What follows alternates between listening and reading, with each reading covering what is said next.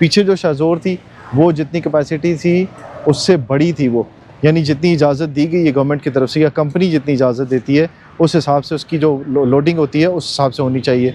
जबकि जो एक दूध वाली है वो मैं आपको दिखाता हूँ। ये दूध वाली जो गाड़ी है,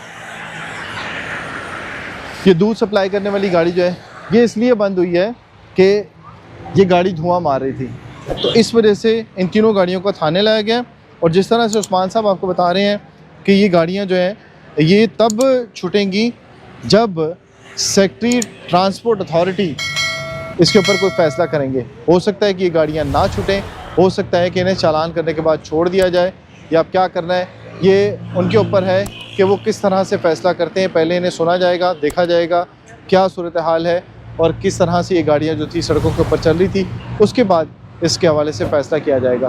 तो आज तक की वीडियो आपने देखी, इससे मुतालिक ज़ाहिर है आपको बहुत सारी मालूमात मिली होगी। चैनल को हमारे आपने करना है सब्सक्राइब, फेसबुक पे हमें फॉलो करते रहें, टिकटॉक और दीगर जो प्लेटफॉर्म्स हैं उनके ऊपर भी आप फॉलो कर रहे हैं। साथ साथ आप लोगों का बहुत बहुत शुक्रिया। अगली वीडियो तक दीजिए इजाज़त। अल्लाह हाफ़िज़।